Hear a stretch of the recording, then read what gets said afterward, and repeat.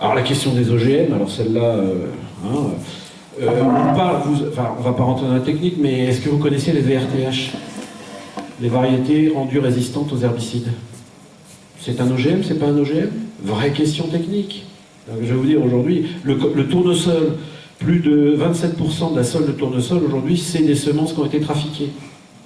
Alors c'est pas des transgènes, c'est pas un truc extérieur qu'on a fait. C'est une plante qu'on a bombardée avec des trucs un peu pour changer le génome. Ah, c'est pas un OGM, c'est-à-dire que c'est pas un organisme avec des trucs externes. On a juste flingué le génome et on a vu comment... Question, c'en est ou c'en est pas? Ceux qui connaissent le Cosa Clearfield par exemple. OGM, pas OGM? Vous voyez, les questions sont devenues extrêmement complexes. Alors évidemment, 100% bio. Patriote ou pas patriote, le bio? J'aimerais qu'on le passe. Puis alors quelque chose qui moi m'a beaucoup interpellé, c'est on est contre ce système mondialisé, mais on signe des accords, hein, le CETA. Et tout à l'heure, ce qu'a dit Eric est intéressant, parce qu'aujourd'hui, la droite et la gauche, c'est compliqué, parce que je vais prononcer un mot. Quel est aujourd'hui le pays le plus protectionniste du monde? Ben, c'est les États-Unis. C'est emmerdant, ça. Hein, parce que le protectionnisme, ça partait de... Donc c'est pour ça qu'aujourd'hui, la question de la droite et de la gauche est devenue très très compliquée dans les systèmes-là, et on va essayer d'en reparler un petit peu. Puis alors le dernier, vous connaissez tous, c'est L214. Alors L214, il a été interdit dans les lycées agricoles. Vous n'avez plus le droit de les inviter. Bon, ben moi je pense que c'est pas forcément une bonne idée. Vous connaissez pas L214? Pardon, excusez. Oui, je vais peut-être parfois faire des résumés. Alors L214, c'est une association qui a un agenda caché. C'est une association de protection animale. Ce sont des véganes abolitionnistes. Vous irez regarder un peu ce qui se passe. C'est la version extrême, hein. Mais il y a 15 jours, 3 semaines, ils ont signé avec la Confédération Paysanne une tribune dans le monde. Ben moi, je vais dire aux gens de la Confédération Paysanne qu'ils sont en train de se planter en faisant ça. Parce que L214, ils ont un agenda caché. Et l'agenda caché de L214, c'est plus d'élevage, plus d'animaux de rente, plus rien. Donc, on pactise avec le diable. Donc, il faut aussi faire attention à ce qu'on fait en termes de messages. Donc voilà, tout ça... Ben, vous vous intéressez à ces questions-là, les étudiants s'y intéressent, mais vous avez 80% des gens ou 70% des gens qui habitent en ville, et tout ça, c'est des questions qui... Enfin, ils n'ont pas 4 heures par jour à passer sur ces questions-là.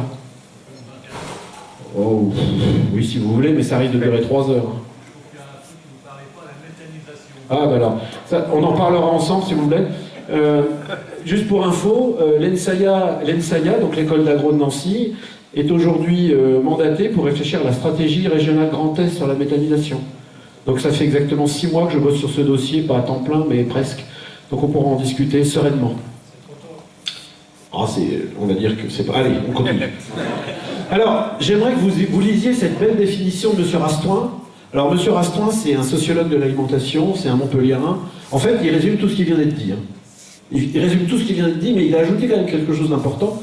Donc il dit qu'en gros, les systèmes alimentaires sont nombreux et hétérogènes. On parle d'un système agro-industriel de production. Alors tout à l'heure, il a été proposé de changer mondialisé par financiarisé. En fait, on a les deux. Hein.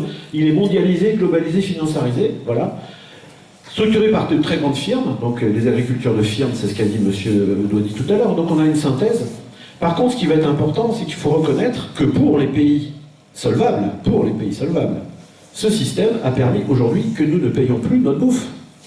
Aujourd'hui, nous mettons 12% de notre alimentation de notre revenu dans l'alimentation. Donc cette espèce de système agro-industriel a permis d'avoir une réduction extrêmement forte du coût des aliments. Et d'ailleurs, ça faisait partie de la politique agricole commune. C'était dans les critères de la politique agricole commune de dire il faut une alimentation qui coûte pas cher.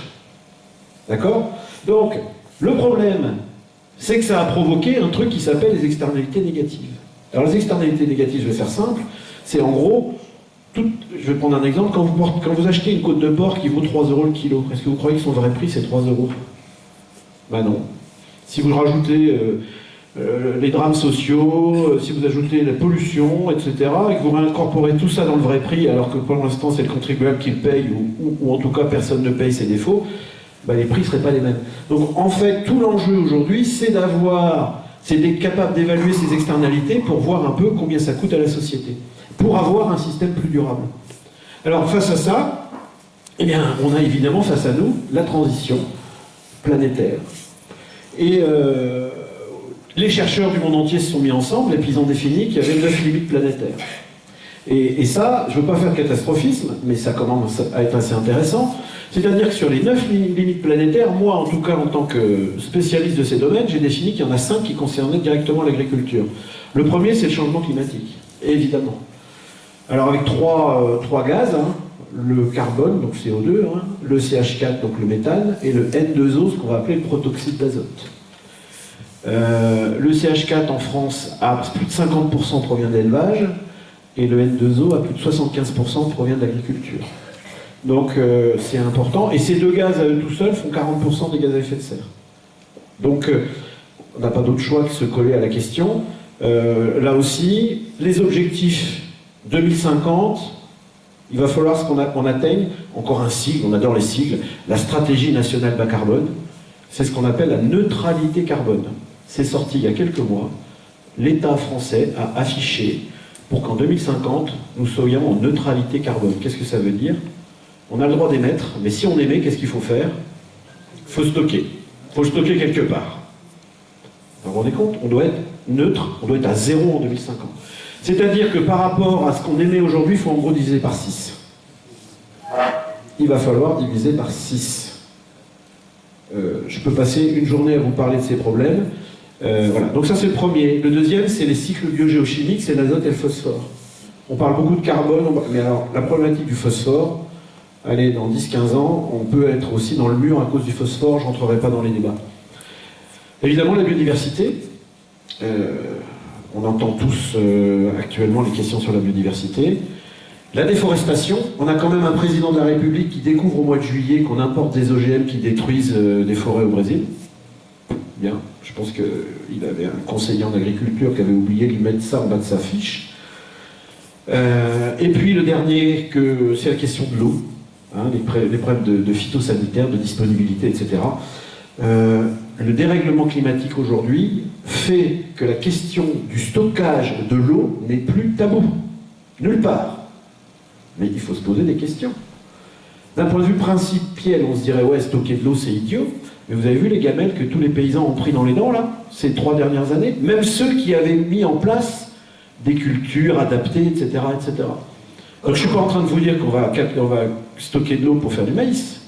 Mais aujourd'hui, est-ce qu'il ne faut pas réfléchir à la question du stockage de l'eau? J'ose mettre ça sur la table. Alors quand je dis ça, je me fais engueuler. Donc la question, c'est qu'il va falloir parler de transition, c'est ce que j'ai dit tout à l'heure, la dynamique et les acteurs de cette transition. Alors je suis très loin de l'agriculture bio pour l'instant, mais pas du tout en fait. L'agriculture bio, on va en parler tout à l'heure, mais c'est ce que j'étais en train de vous dire tout de suite, c'est qu'actuellement notre assiette c'est 30% des gaz à effet de serre. Attention, pas l'agriculture, notre assiette. Notre assiette. À l'intérieur de ça, vous avez la production agricole. Donc en gros, c'est plutôt les productions végétales. Vous avez ici plutôt les productions animales. Hein. Et puis après, vous avez tout le système industriel alimentaire et la gestion des déchets. Alors je vais même être un petit peu différent. Je vais même vous dire que 2/3 de cela sont au service de l'alimentation des animaux. Hein, il faut le savoir, hein, c'est qu'aujourd'hui, 70% des surfaces en France sont à destination de l'animal. Donc, quelle réponse?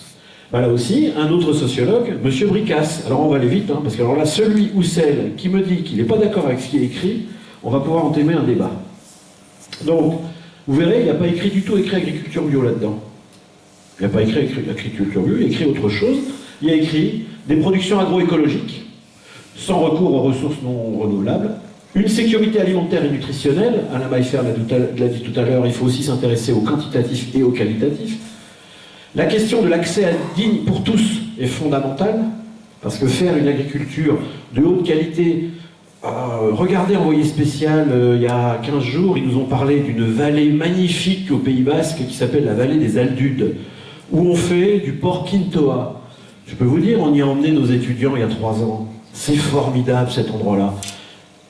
Le porc quintoa est à 110 € le kilo. 110 € le kilo. Oui, du porc quintoa, c'est un porc à osser. Vous verriez, on se croirait, c'est formidable. Honnêtement, je ne rêve que de ça. 110 € le kilo. Moi, j'ai une question d'accessibilité sociale. Et c'est important, cette question d'accessibilité sociale du produit. Et ça n'a pas été trop... j'ai trouvé qu'ils n'avaient pas été très forts sur ce dossier-là. Des systèmes économiques créateurs d'emplois, inclusifs et plus équitables. Bon, je ne vais pas détailler. Hein. De la cohésion sociale, dynamique des cultures, très important aussi. Alors tout à l'heure, Eric a dit oui, alors on a les mecs de l'extrême droite qui parlent de l'identité et du biorégionalisme. Bah, moi, je n'irai pas du tout sur ce terrain-là, je dirais qu'il y a quand même des identités qui sont sur un certain nombre de territoires, et il y a des cultures. Mais je ne remets pas en cause ce que tu as dit. Et bien entendu, restaurer la confiance et le système de participation qui a été brisé en 96 par la vache folle. C'est vraiment la date butoir, hein. Toutes les études montrent qu'avant, d'ailleurs, il n'y avait aucune démarche qualité officielle qui était organisée, si, il y avait les bio, etc., mais il n'y avait pas ces trucs que vous connaissez peut-être, HACCP, ISO et compagnie, là. Avant 96, que dalle, on était dans de la confiance. Après 96, tout est brisé, il faut tout reconstruire. Donc, eh ben, le marché de la bio, est-ce que c'est une solution? Et donc, le marché de l'agriculture biologique, je vais vous parler un peu de ça, parce que je trouve qu'aujourd'hui, c'est le symptôme de tout ce qu'on a raconté. C'est vraiment en positif comme en négatif. Il y a du bien comme du pas bien. Alors, voilà une première courbe. Alors oui, ça c'est mon plan, on s'en fiche. Voilà une première courbe. Voilà un petit peu l'évolution des surfaces en bio depuis maintenant, pas tout à fait 30 ans, mais au moins 25 ans. Regardez un petit peu, ça c'est la courbe jaune, voilà. Vous avez vu la croissance là? On est sur une croissance exponentielle de conversion bio depuis maintenant 5 ans. Et alors, on arrive, alors je ne vais pas vous faire la somme, globalement retenez un chiffre, je suis désolé, les sociologues n'aiment pas les chiffres, les agronomes adorent les chiffres, bon, mais on essaie quand même d'expliquer les choses. On a dépassé les 2 millions d'hectares. Aujourd'hui, en France, si vous faites la somme des surfaces actuellement en bio et celles qui sont en conversion, on est à 2 millions d'hectares. On a 28 millions d'hectares en France, c'est-à-dire qu'on est à 7,5% de la surface agricole en bio aujourd'hui. Alors 7,5%, ça paraît pas énorme, mais quand vous êtes sur des taux de croissance de 20%, en l'espace de 4 ou 5 ans, vous allez très très rapidement augmenter. Oui? Il y a du bio pour les animaux, parce que vous disiez 2/3 c'est pour les animaux, ou c'est... Ah ben, en fait, là, c'est des surfaces agricoles qui sont destinées à faire de la production végétale au service des animaux pour faire du lait bio, ou de la production végétale au service de la nutrition humaine. On a les deux, d'accord? Ça reste encore principalement des surfaces pour les animaux. On va voir, hein, le lait bio, la viande bio, etc., c'est beaucoup développé. Alors, des chiffres, je mettrai, hein, ça sera sur on mettra ça sur le site. Je voudrais juste que vous ayez, en fait, des chiffres. Ce chiffre de 7,55% que vous avez ici, il est, comme toute moyenne, il ne veut rien dire. Comme toute moyenne, il ne veut rien dire, il faut regarder par secteur. Aujourd'hui, 40% des légumes secs sont faits sur des surfaces en bio. 40% des légumes secs. Pourquoi? Parce que c'est ça va être sur les zones de captage, notamment. Captage de protection d'eau. On va proposer des filières, exemple en Lorraine, la lentille. On est en train d'essayer de mettre de la lentille sur des zones de captage.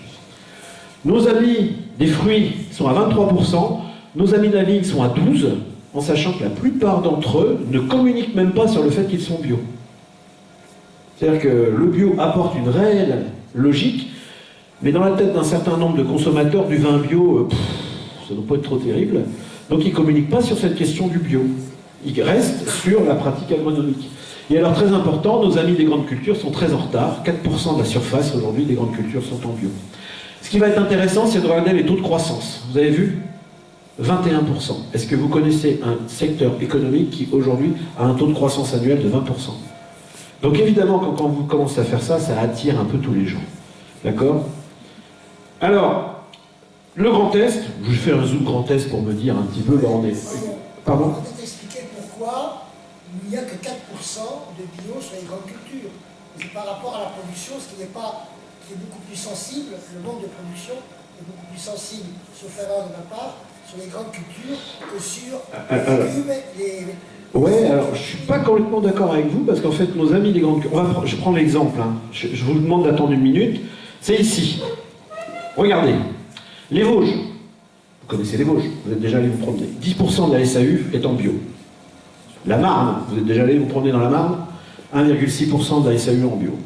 Alors qu'est-ce qu'il y a comme hypothèse derrière? C'est qu'en fait la Marne est un gros producteur de biomasse agricole. Pour quoi? Pour les systèmes agro-industriels, tout simplement. Vous avez des sucreries, vous avez des amidonneries, vous avez tout. Et aujourd'hui, ces systèmes-là en ont à peu près rien à faire d'être bio. C'est-à-dire que ce sont des produits qui vont partir dans tout le schéma agro-industriel. C'est ce qu'on appelle le cracking du végétal, où quand vous vous promenez, vous allez à Paris, vous voyez toutes les usines les unes derrière les autres, et tout ça c'est au service du système ultra-transformé agroalimentaire. Nos amis vosgiens, eux, sont sur une production un peu différente. Évidemment, on fait moins bien de céréales dans les Vosges que dans la Marne. 1,6%, c'est le département le plus bas de France, hein, en termes de bio. D'ailleurs, quand j'interpelle nos amis marnais sur leurs questions, bon, ils n'ont pas forcément beaucoup envie de changer, hein, leur système. Eh bien, sauf que quand même, depuis quelques temps, même nos amis betteraviers ont des problèmes, on pourra y revenir. Alors, maintenant, par rapport à la conso, parce qu'une croissance exponentielle de la production, ça veut bien dire que quelque part, la consommation, elle doit aussi évoluer. Alors, je voulais quand même qu'on revienne ensemble sur ce fameux budget d'alimentation, là, qui en 1959 était à plus de 25% hors alcool, d'accord? On a une tendance chez nous à dépenser pas mal de sous dans l'alcool. Voilà, et donc ça c'est hors alcool, on était à 25% et aujourd'hui on est à 13% de notre revenu dans l'alimentation. J'aimerais aussi que, s'il vous plaît, j'avais déjà fait le coup l'année dernière et je recommence, arrêtons de dire que tout ça c'est parce qu'on a des téléphones et qu'il faut choisir entre un beefsteak et un téléphone. À mon avis, l'argumentaire il n'est pas très bon. Le bon... Oh putain, waouh. Je vais toucher ça comme ça.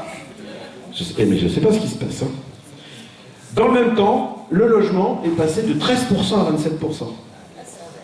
C'est exactement, c'est formidable. Hein. Et c'est tout à fait en lien à ce que dit monsieur tout à l'heure sur la question du foncier, etc., etc. Et donc, moi j'aimerais à un moment qu'on se pose des vraies questions, quoi. Aujourd'hui, le logement, et en plus c'est un peu une dépense incompressible. Hein. Je veux dire, on a un petit peu de mal à aller sur ces questions-là. Et donc, si vous observez, alors c'est vraiment un frémissement quasiment illisible. On a cette part de l'alimentation qui a baissé jusqu'en 2010, et à partir de 2013, ça remonte et va s'est porté uniquement par la bio. C'est en fait le chiffre d'affaires de la bio qui commence à augmenter. Et je vais vous montrer un peu les courbes. Alors aujourd'hui, nous, Français, dépensons 5% de nos achats alimentaires dans la bio. Pas beaucoup. Oui, mais ce qui compte, c'est la croissance, en fait. On dépense 200 milliards. D'accord, 200 milliards, chacun, dans les grandes surfaces, etc., on est à 200 milliards. Regardez-moi cette croissance qui fait rêver. Même un financier luxembourgeois se dit, bon sang, c'est pas possible. Nous étions à 2% en 2011, et regardez, et à votre avis, le point d'inflexion, il est en 2015. Qu'est-ce qui se passe en 2015? Les grandes surfaces investissent la bio. Et ça commence en 2015. Avant, alors, on trouvait de la bio en grande surface, hein, sauf que ce n'était pas une stratégie. Aujourd'hui, depuis maintenant 2 ans, 3 ans, les grandes surfaces ont décidé d'investir le monde de la bio, et forcément, ils y vont gaiement. Alors, est-ce qu'on est autonome partout? Parce que là aussi, tout à l'heure, on parlait des produits, mais on n'est pas du tout... il faut parler de choses... on ne peut pas parler de produits bio, il faut parler des différents produits. Sur les vins, sur les œufs, sur le lait et en gros sur la viande, la France est quasiment autonome. D'accord? Donc on a un marché quasiment intérieur. Le problème de la bio, et c'est vraiment, on aura un témoignage très intéressant, pas de la bio, mais sur la question des fruits et légumes cet après-midi, c'est la question des fruits et c'est la question des légumes, où notre autonomie, elle est très faible. Et c'est à partir de ces 2 filières qui sont quand même très importantes, je vous rappelle que demain, il va falloir qu'on mange de plus en plus de fruits et légumes, eh bien, il va quand même qu'on se pose des questions sur le déploiement de filières françaises compétitives. Alors, voilà, alors ça, regardez-moi cette courbe. C'est pas beau, c'est magnifique. Nous étions à 3-4 milliards d'euros de chiffre d'affaires en 2011, nous sommes en 2018 presque à 10 milliards. À partir du moment où vous commencez à parler en milliards, bien vous voyez arriver un certain nombre d'acteurs, d'accord? Et si vous regardez un petit peu, la grande distribution aujourd'hui est en gros à 50%, d'accord? Et je suis allé faire un peu quelques calculs, je ne vais pas vous embêter avec ça. Alors, qu'on soit clair, oui, je reviens un tout petit peu en arrière, on va parler beaucoup de distribution spécialisée dans la bio, c'est ce qui fait la spécificité de cette filière, c'est d'avoir des magasins spécifiques et spécialisés, que vous connaissez certainement tous, hein, et qui sont historiques. à la bio, c'est Biocop, La Vie Claire, alors Naturalia jusqu'au moment où ils ont été rachetés par Monoprix. Donc vous avez aujourd'hui en France 1500 magasins qui sont historiquement des vendeurs uniquement de produits bio. C'est vraiment la spécificité de cette filière. Et Biocop, un petit milliard de chiffre d'affaires quand même, ça commence à être un opérateur qui compte. Alors, regardez-moi ces taux de croissance. C'est quoi la croissance du PIB en France actuellement? Ouais, c'est à peu près l'équivalent de l'inflation, donc c'est zéro. Hein. Non, parce qu'il faut aussi enlever l'inflation. Hein. C'est-à-dire qu'on est dans une économie qui, clairement, et ça on peut le dire, depuis 5 ans, par tête d'habitant, la France s'appauvrit.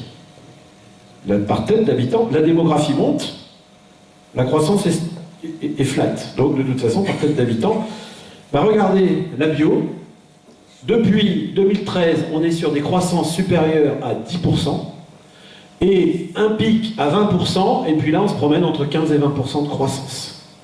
D'accord ?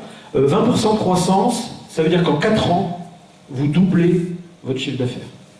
C'est une histoire de puissance, c'est pas très compliqué à calculer. Hein. Voilà. Alors, celui-là est un peu compliqué, mais je veux que vous le compreniez parce que c'est le plus important. La croissance annuelle par circuit de distribution. C'est un calcul que j'ai fait à partir des données de l'agence bio. Hein. Vous trouvez toutes les données sur l'agence bio, pour ça ils sont formidables. Et donc j'ai séparé les différents circuits de distribution. Alors qu'on soit clair, tous les circuits de distribution sont en croissance. Donc tout le monde augmente. Sauf qu'il y en a qui augmentent plus vite. Et c'est vraiment ça la clé. Vous avez aujourd'hui la vente directe, les artisans commerçants et la distribution spécialisée qui voient leur taux de croissance baisser. Avec une inquiétude très forte du côté de la distribution spécialisée qui a une croissance de 7%.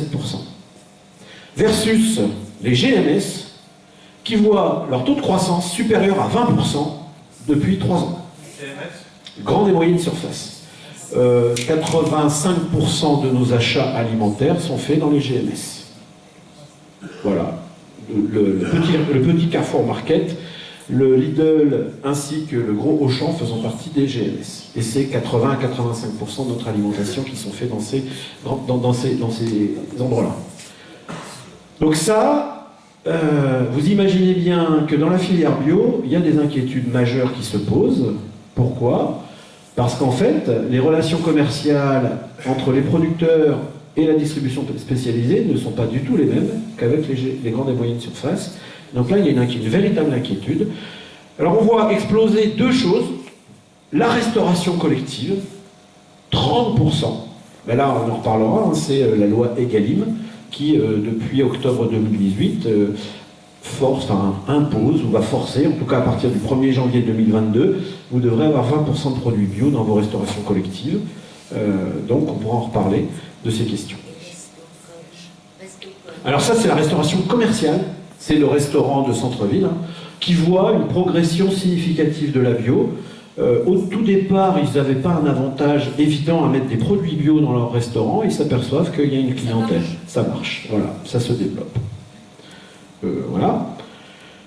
Alors bon, ça c'est les évolutions de CA, je vais passer vite. Ça je vais passer vite parce que sinon je vais vous tuer. Important quand même, une très belle enquête faite cette année auprès de 2000 personnes. Et ça c'est intéressant. Parmi les consommateurs bio, 7 sur 10 souhaitent trouver davantage de produits bio en grande surface. C'est-à-dire qu'on a changé aussi de consommateur. C'est-à-dire qu'on était sur du consommateur il y a 10 ans, comme du producteur, on va le dire pareil. Et dans ce que je vais dire, il n'y a c'est même plutôt positif, on était dans du militant. Aujourd'hui, on est passé dans quelque chose de non militant. C'est juste ce qu'on observe à peu près partout dans les situations. Donc on a 7 sur 10. Alors ça c'est quand on interroge maintenant tous les consommateurs, et pas que les consommateurs bio. 84% des consommateurs trouvent que la bio est trop chère. Et alors, le plus intéressant, c'est quand même, quand vous interrogez tous les consommateurs, en fait, tous, représentatifs, trouvez-vous normal qu'un produit bio puisse être plus cher qu'un produit non biologique? Il n'y a plus que 34% des gens qui considèrent que c'est normal. C'est-à-dire que, en gros, 2 tiers des gens pensent que le bio devrait être au même prix que le produit non bio. On a un vrai problème de communication, un vrai problème autour de ces questions. Voilà, alors pour ça, je vous ai mis, on ne va pas les lire, l'agence bio, qui est quand même un outil de communication très intéressant au niveau de la filière bio, explique pourquoi les produits sont plus chers. Vous ne le lirez pas, l'objectif c'est pas que je vous donne des explications, c'est de montrer qu'aujourd'hui, l'agence bio apporte des questions-réponses, enfin donc des réponses à des questions. J'espère que vous avez compris que quand vous faites de la bio, de toute façon, votre rendement, il sera au minimum de moins 30 à moins 40%. C'est inhérent au système, d'accord? Vous aurez plus de main-d'œuvre. Donc la question du travail est une question clé, d'accord? Donc je ne vais pas vous expliquer pourquoi la bio. Alors évidemment, dans certaines circonstances, certains produits bio seront moins chers chez le producteur qu'en grande surface. Mais là, c'est simplement une question de marge. On y reviendra tout à l'heure. Alors là aussi, ils sont tout à fait honnêtes, et c'est pour ça que c'est intéressant de le dire. Ils disent clairement qu'il n'y a aucune garantie de qualité gustative dans un produit bio. Non, mais c'est écrit par l'agence bio. C'est-à-dire, évidemment, quand j'entends les producteurs bio disent « c'est meilleur », mais je ne peux que être d'accord avec eux. Ouais, mais c'est pas dans le cahier des charges. Donc c'est symboliquement meilleur. D'accord? Mais objectivement, ça ne fait pas partie du cahier des charges. Non, mais pourquoi je vous ai mis ça? Ça permet de voir que l'agence bio est à peu près honnête, en tout cas. Alors, tout le monde rentre dans la bataille, et c'est ça qu'il faut comprendre. Et ça, c'est assez intéressant. Vous êtes peut-être tous allés acheter chez Carrefour un jour, enfin, je ne sais pas comment vous pouvez y échapper, quand vous habitez en ville, en tout cas. Et donc, vous avez Carrefour qui a sorti son Act for Food. L'Act for Food de Carrefour, c'est clairement, aujourd'hui, mieux manger est essentiel pour nous, mais aussi pour notre planète. Magnifique, les grandes surfaces s'intéressent à la planète. Nous préférons, mais c'est un peu ce que disait Eric tout à l'heure, le système, enfin, on va le dire entre nous, on fait un peu de politique, le capitalisme a une force formidable à réintégrer les valeurs du moment. Bon, voilà. Mais vous verrez qu'il y a des témoignages qui vont être apportés cet après-midi qui disent de toute façon à un moment, est-ce qu'il faut qu'on continue, est-ce qu'il faut qu'on bosse ou pas avec les GMS?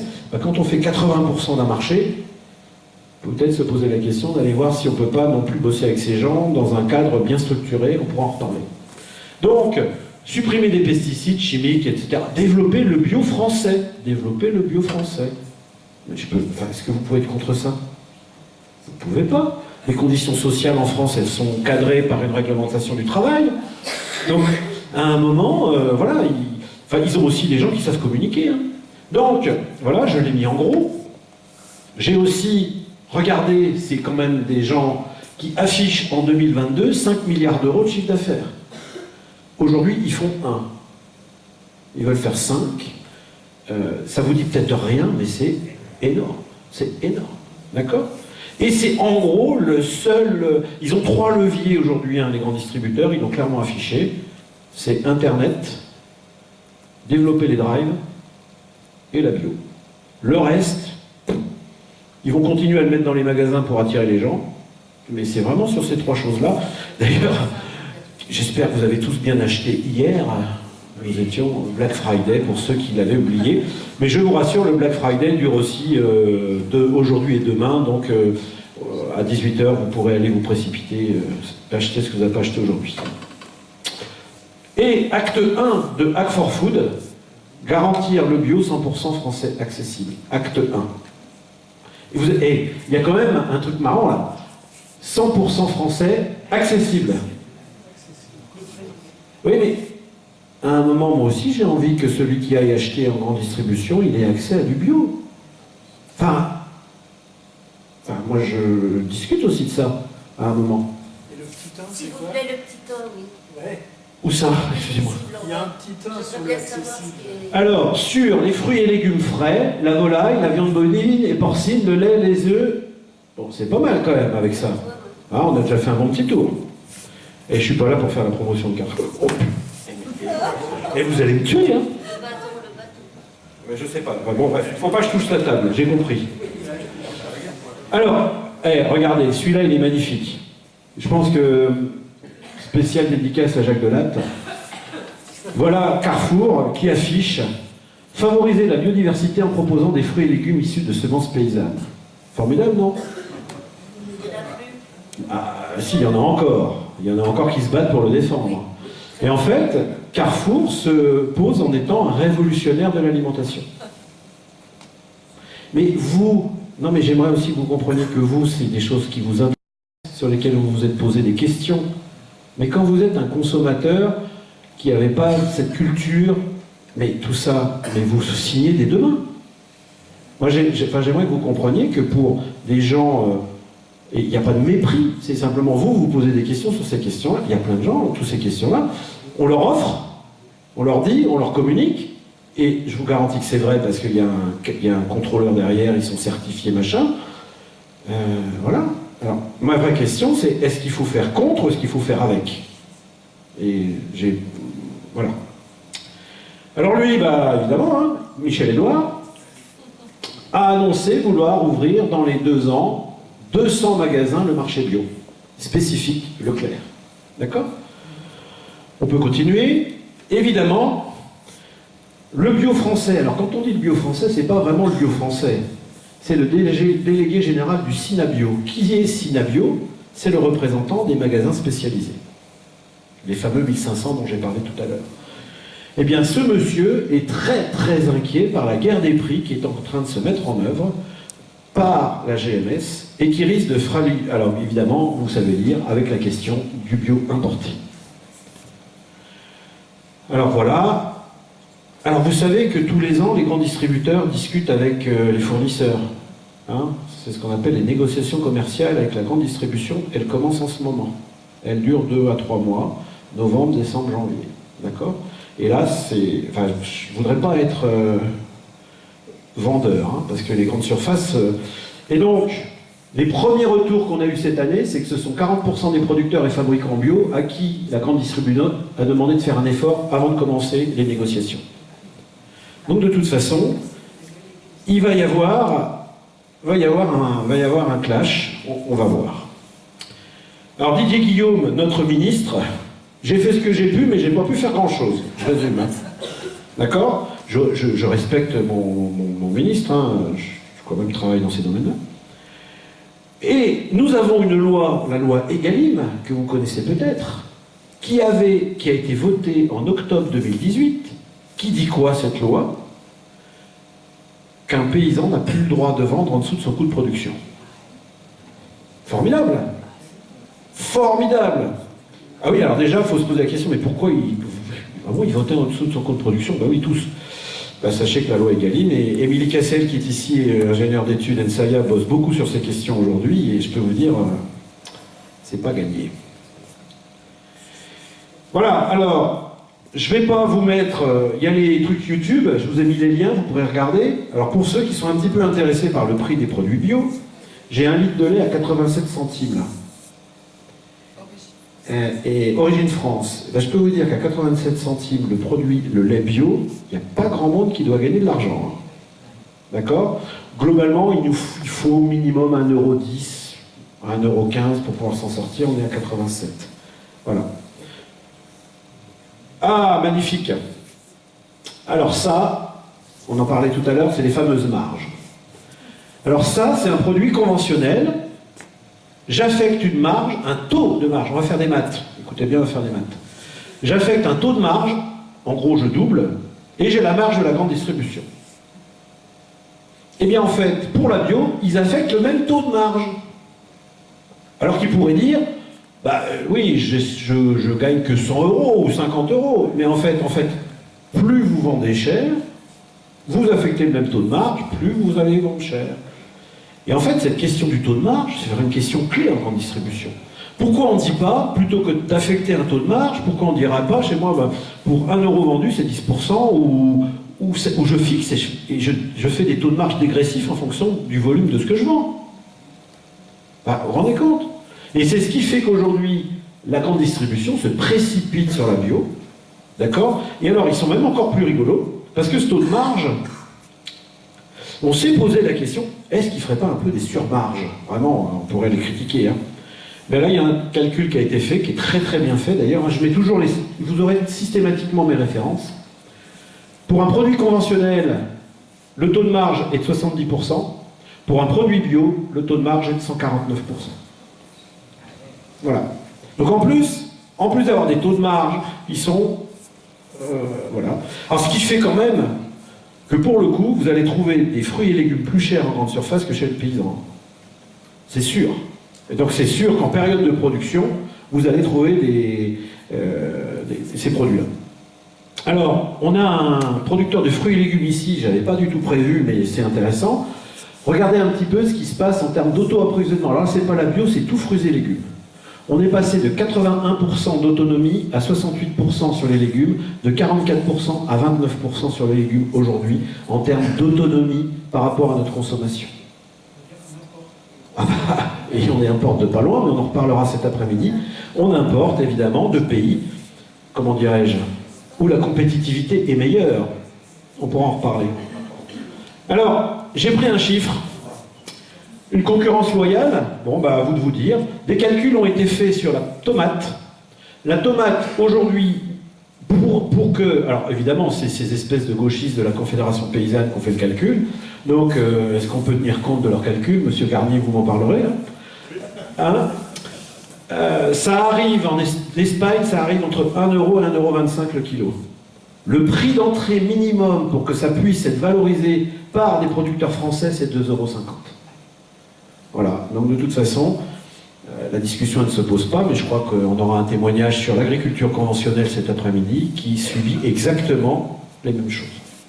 Donc ça veut dire que, vous voyez, la bio, oui, je rappelle pour ceux qui ne savent pas, dans le cahier des charges de l'agriculture biologique européen et français, il n'y a rien concernant la partie sociale. Rien du tout.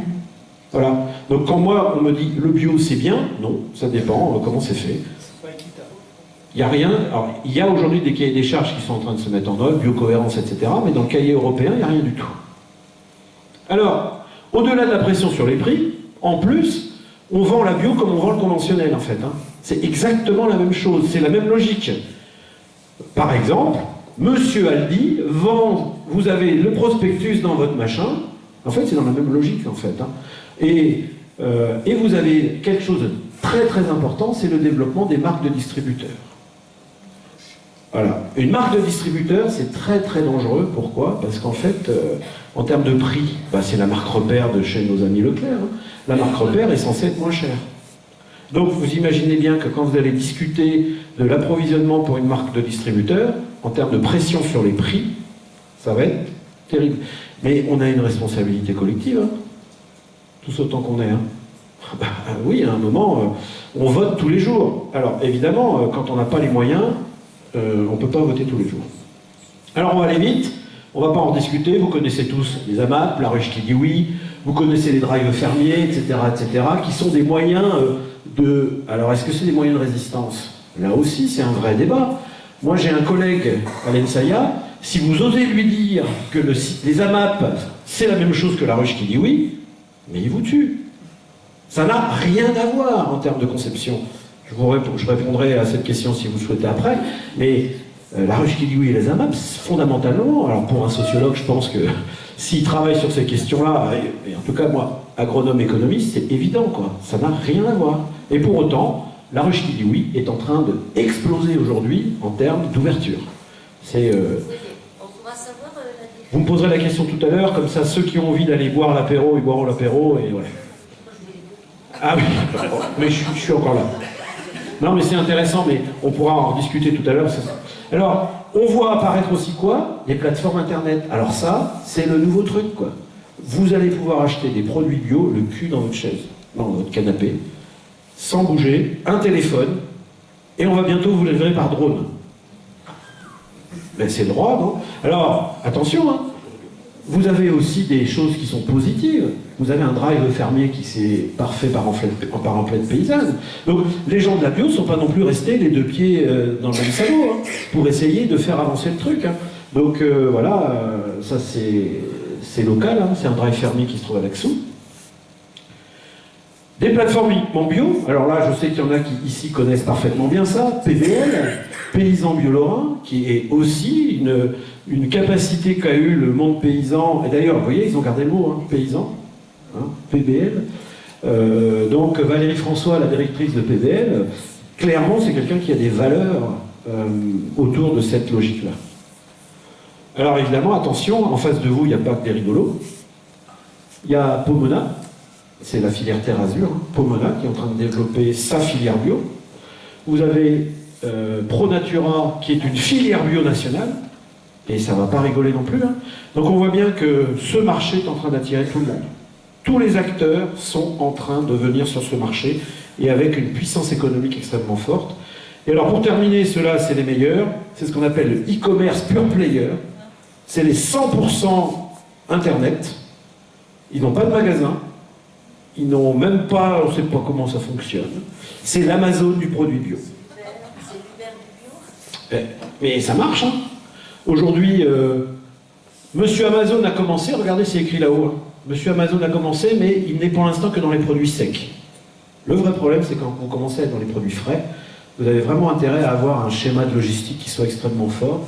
Eh bien, vous irez regarder, ça y est, c'est en train de se lancer. Et pour ça, un petit nom, hein, vous connaissez peut-être pas, il s'appelle Monsieur Greenwiz.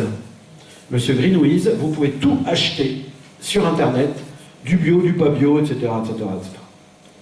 Alors celui-là, on les a eus l'année dernière, donc je suis obligé de les reciter. C'est la Grande Épicerie Générale, qui sont venus témoigner l'année dernière, donc je me suis quand même permis de représenter. Alors ils n'ont pas eu de peau, hein. Le magasin qui devait acheter, qui devait louer, il y a 15 jours, il l'aurait passé sous le nez. Voilà, ah merde, oui c'est ça. Donc ils sont obligés de retrouver un nouveau magasin, donc ils repartent encore pour une galère. Et alors, quelque chose que vous connaissez peut-être, c'est qui le patron. Donc c'est une vraie démarche sur laquelle on pourra revenir, hein, voilà. Alors, pour terminer, encore 5 minutes, très important, c'est des lois importantes qui ont été votées, donc c'est la transition pour la croissance verte et la loi Egalim en 2018. Donc cette loi Egalim, je voudrais revenir quand même dessus. Voilà ce qu'elle devait faire. Voilà ce qui était annoncé.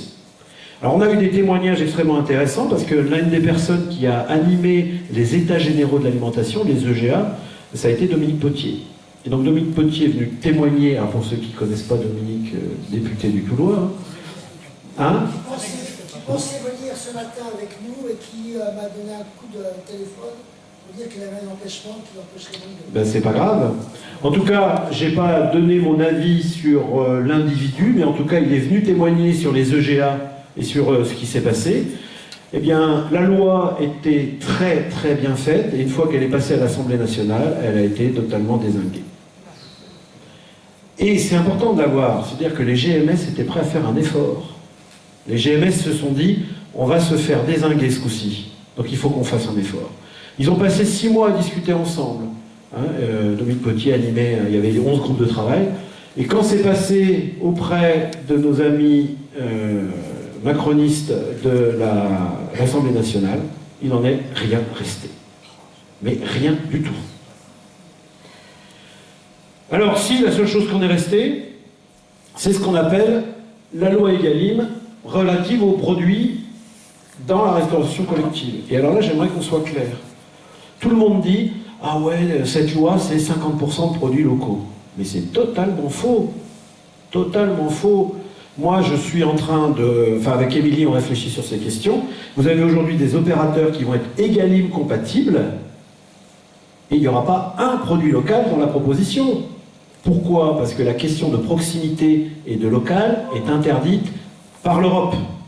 Vous n'avez pas le droit de mettre dans un appel d'offres public la question locale. Ça va contre le droit de la concurrence. Donc aujourd'hui, pour répondre à la restauration collective, 50% des menus quand même. Vous avez une idée, la restauration hors domicile, c'est 1 repas sur 5. 1 repas sur 5. Vous imaginez le levier que vous pouvez avoir là-dessus? Et la légitimité des collectivités. Hein.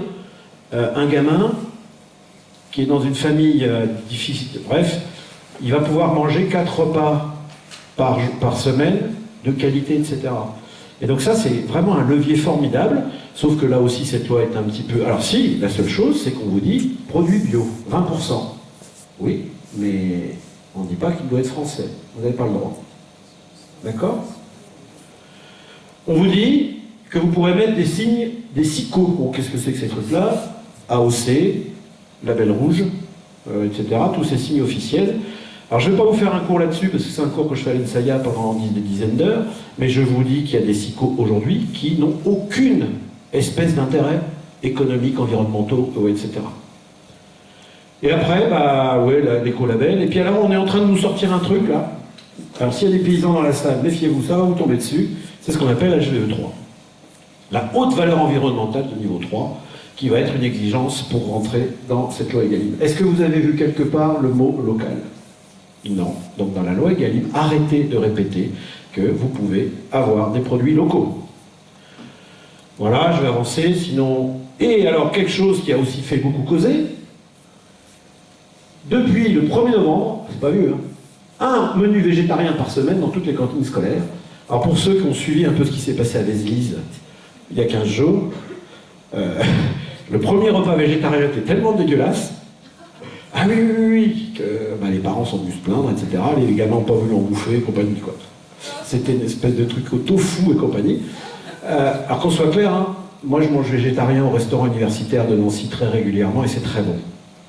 D'accord? Donc c'est pas la question, c'est juste que la transition alimentaire, elle doit se faire intelligemment avec de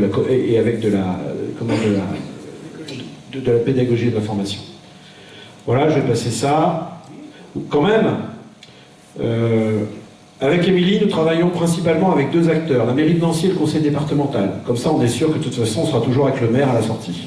On ne prend pas de risque. D'accord? Et donc, Émilie a beaucoup travaillé sur ce qui se fait dans les collèges et on a beaucoup travaillé ce qui se fait aussi sur la restauration scolaire à Nancy. Et donc, l'Université de Lorraine a été impliquée dans ce qu'on appelle le COTEN, le Comité d'orientation pour la transition énergétique. C'est quelque chose qui s'est organisé pendant 2 ans. Et voilà un petit peu les affichages. Alors, est-ce que c'est de l'affichage politique ou est-ce que c'est de l'affichage qui va être réaliste? Moi, je m'en fous, en tout cas, voilà ce qui est écrit. Il est écrit par la mairie de Nancy qu'une alimentation saine et équilibrée avec 75% de produits bio labellisés dans la restauration collective. Mais moi je dis chiche. Je dis chiche. Arrêtons de faire de la politique 1 minute et on y va. Et on organise des filières qui vont avec. Et c'est ce qu'on est en train d'essayer de faire avec Émilie. Alors les autres éléments à prendre en compte, et je terminerai, c'est un rapport du Conseil économique et social environnemental que vous connaissez, hein, c'est un comité national qui se décline au régional, qui disent il va vraiment falloir que la bio, en France, propose un nouveau SICO, signe d'identification de la qualité de l'origine, qui intègre, ce qui a été dit tout à l'heure, la question du local et de l'équitable.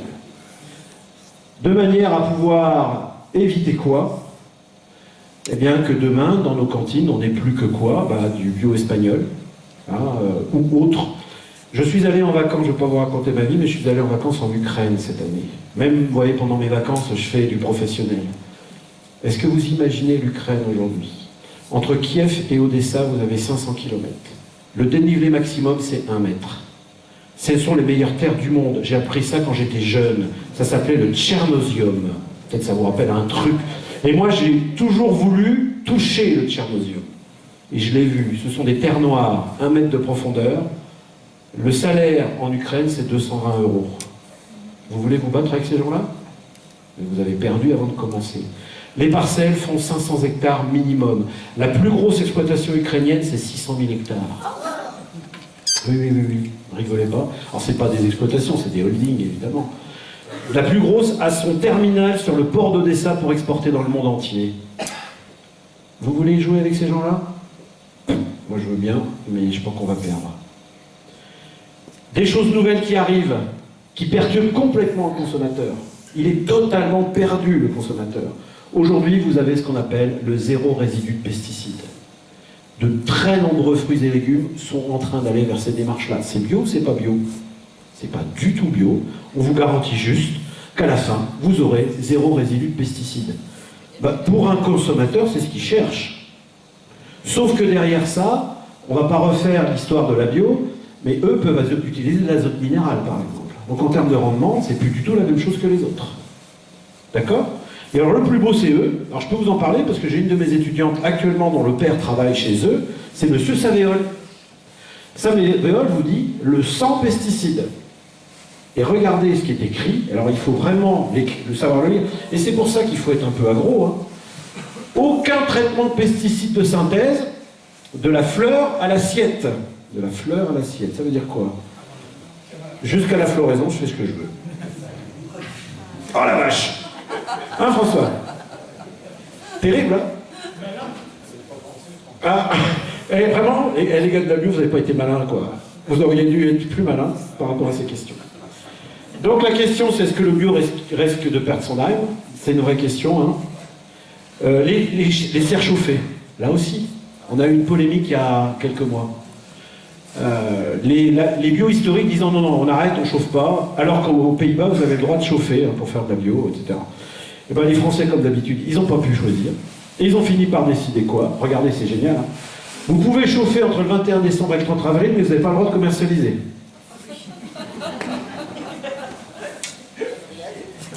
Les bio... Si, ça veut dire que ça se stocke, les tomates. Et ça se stocke. Donc, aujourd'hui, on a un vrai débat. Hein. Alors, le 14 novembre 2019, c'est pas vieux, il y a eu les assises de la bio, avec Michel-Édouard Leclerc et le gars de chez Carrefour. J'ai pas le temps, je vous le ferai voir tout à l'heure. Je vous incite, ça a circulé, hein, François, c'est la petite vidéo qui a été faite par le Synabio. Elle est trop drôle. C'est une vidéo qui fait 2 minutes 30. Je vous incite, pour ceux qui voudront la regarder pendant l'apéro, on pourra la regarder. Elle est fort intéressante sur ces questions-là. Et donc, je vais terminer. J'espère que vous avez compris que la bio, c'était une croissance exceptionnelle. Hein, à partir du moment où il y a une croissance exceptionnelle, eh bien vous avez tout le monde qui se précipite. Mais attention, vous avez aussi des consommateurs. Enfin, faut arrêter de penser qu'il n'y aura que des consommateurs militants. Voilà, enfin moi je pense aussi qu'il y a un vrai travail sur le consommateur, parce que bon, c'est rigolo, hein, à chaque fois qu'on se rencontre, de toute façon on est tous d'accord entre nous, quoi, là, ici. Hein. Peu ou prou, on se fâche pour 2-3, histoire de dire qu'on fait du débat, mais en fait on est tous d'accord entre nous. Donc moi j'aimerais bien qu'on aille plutôt voir ceux avec qui il faut débattre. Des inquiétudes quant aux applications des nouveaux acteurs, on en a déjà parlé, hein. Une bio à plusieurs vitesses, à plusieurs valeurs, et c'est vraiment, ça va vraiment en lien avec ce que disait tout à l'heure Eric, c'est... en fait, on a un système qui est arrivé au bout, qui est le système capitaliste industriel, qui s'en rend compte, qui réincorpore des valeurs et qui nous le remet... voilà. Mais à côté de tout ça, il y avait quand même... Il y avait des résistants qui étaient là, quoi. Et qui vont se faire peut-être happer et qui risquent de disparaître. La question de l'approvisionnement local, j'en ai parlé. Et puis moi, je terminerai, hein, plus qu'une simple appellation, ce sont vraiment les valeurs portées qui donneront du sens aux démarches, valeurs au sens immatériel et matériel. Je vous remercie.